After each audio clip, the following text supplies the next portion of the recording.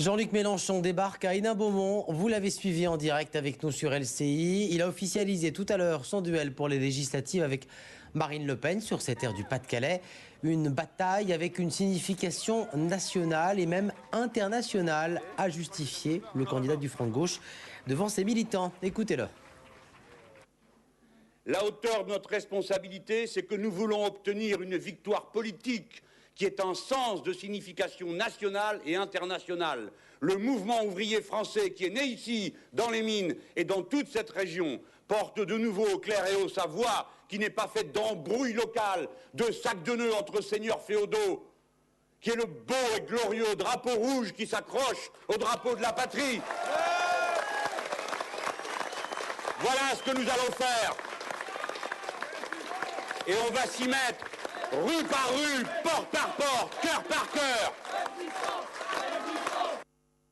Et le bras de fer est déjà engagé à distance. La présidente du Front National minimise cette candidature. Pour elle, c'est un épiphénomène. Écoutez.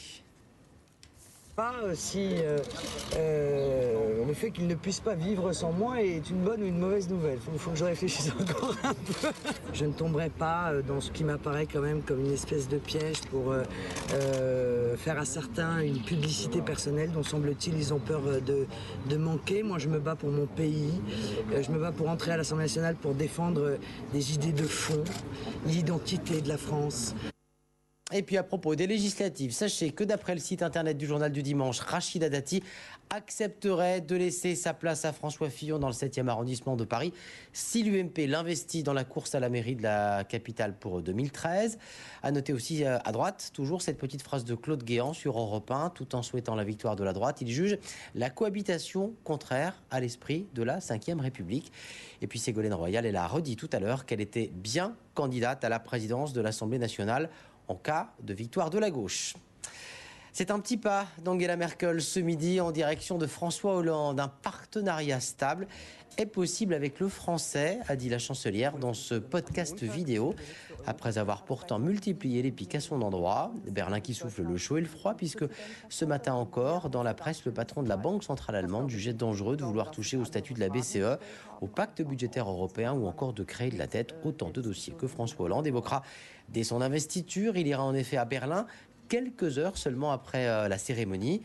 Aujourd'hui, il est de retour dans son QG après une cérémonie d'adieu à sa Corrèze hier. Son programme des jours à venir avec Marie-Hélène Mélier. On va vous regretter. Mais non, on va pleurer, nous. Hein. Adieu chaleureux dans son fief, là où François Hollande a forgé sa renaissance politique. Ça vaut des bons mois, toi, oui. Le président élu quitte Tulle, non sans nostalgie. Tu vous retrouveras. C'est pour moi la moindre des choses que de venir les remercier pour le soutien qu'ils m'ont apporté pendant toute cette période. Et puis je suis fier de cette ville. Elle est belle, elle a maintenant une renommée. Une page se tourne et bien d'autres rendez-vous l'attendent. 15 mai, jour de la passation de pouvoir. François Hollande devra nommer un Premier ministre. La composition du gouvernement sera dévoilée dans la foulée. Le soir même, il se rendra à Berlin pour rencontrer Angela Merkel. S'enchaîneront le sommet du G8 à Camp David les 18 et 19 mai, puis le sommet de l'OTAN à Chicago les 20 et 21 mai. Rendez-vous électoral crucial en France avec les législatives les 10 et 17 juin. François Hollande s'envolera pour le Mexique pour le G20 le lendemain, avant un sommet déterminant pour l'Europe, le Conseil européen à Bruxelles les 28 et 29 juin. Ils ont planché ce matin. Les 2980 candidats aux écoles vétérinaires ont repassé l'épreuve de français. À cause d'un vol de copies la semaine dernière, un correcteur s'était fait voler Gare de Lyon sa valise avec ses copies et la procédure exigeait que tout le monde repasse l'épreuve. 12 pompiers mis en examen, 4 leçons pour viol en réunion, 9 pour violence volontaire aggravée. C'est la suite judiciaire d'une séance de bizutage qui aurait mal tourné il y a un peu moins d'une semaine dans un bus qui remenait les pompiers de Paris d'une démonstration sportive à Colmar. Ségolène Chaplin. Sur les 12 pompiers mis en examen, 4 l'ont été pour viol en réunion, 9 pour violences volontaires aggravées. L'entraîneur et le capitaine de l'équipe doivent répondre quant à eux de non-empêchement de crime ou de délit. Les enquêteurs auraient en leur possession une vidéo de l'agression filmée avec un téléphone portable. On y verrait le jeune homme se faire violenter devant d'autres pompiers dans un car qui les ramenait d'une compétition. Il s'agirait d'un bizutage qui aurait mal tourné. J'invite tous les pompiers, et je sais qu'il y en a, qui ont subi les mêmes agissements, les mêmes barbaries, les mêmes violences, à se manifester. Le bizutage, le rituel, la tradition ne sont pas une excuse. Dans cette affaire, un autre jeune homme porte plainte. Il aurait lui aussi reçu des coups lors du même trajet. Selon leur avocat, les 2 victimes sont encore traumatisées. Elles ont décidé de mettre fin à leur carrière. Elles ne souhaitent plus désormais faire partie des sapeurs-pompiers de Paris. La Grèce en pleine impasse politique. Ce samedi, après les conservateurs, les socialistes ont échoué hier à former un gouvernement. Le patron du Parti socialiste du PASOK est allé le dire au président qui va maintenant réunir dès demain tous les chefs de parti, mais sauf miracle, on s'achemine désormais vers de nouvelles législatives en juin. L'Allemagne a mis un peu plus la pression hier en expliquant que la zone euro supporterait très bien une sortie de la Grèce. L'autre maillon faible en Europe, eh bien, c'est l'Espagne qui inquiète toujours les marchés malgré une réforme adopté hier pour réduire les risques sur les banques très exposées à l'immobilier en plein marasme.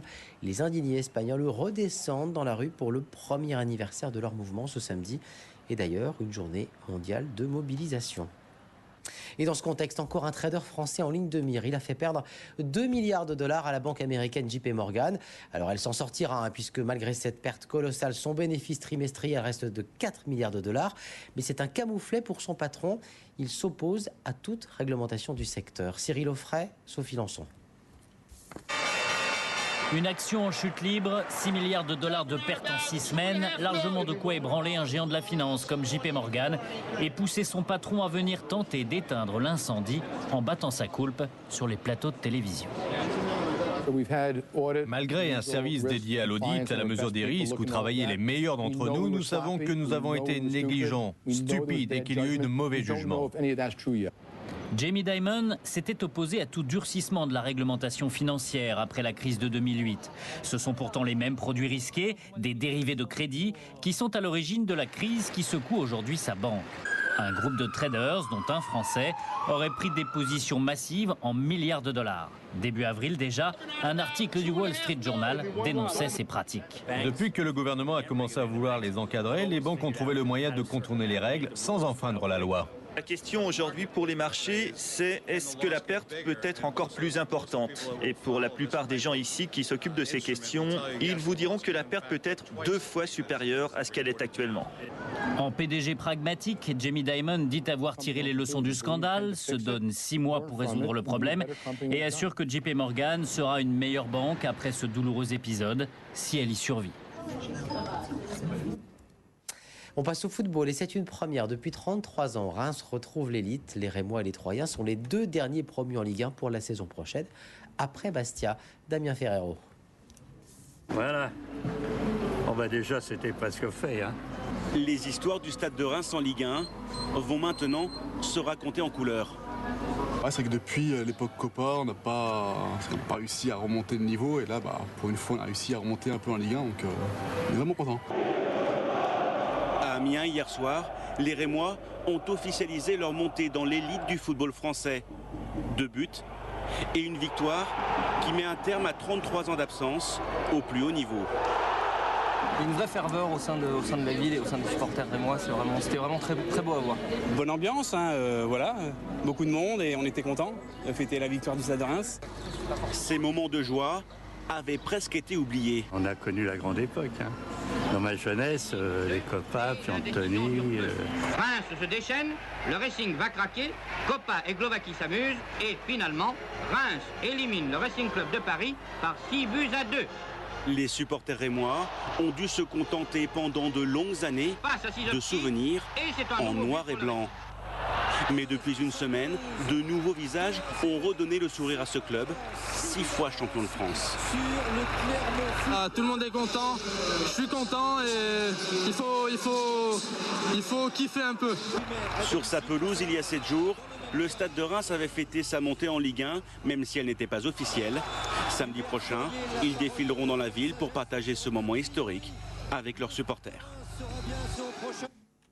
Allez, la suite sur LCI, la météo, Karine Fauvet, du soleil, mais des températures plus fraîches, au moins pour le nord. Et puis, l'actu des geeks, l'actu de la nouvelle technologie, c'est avec Cédric Ingrand. Très bon samedi.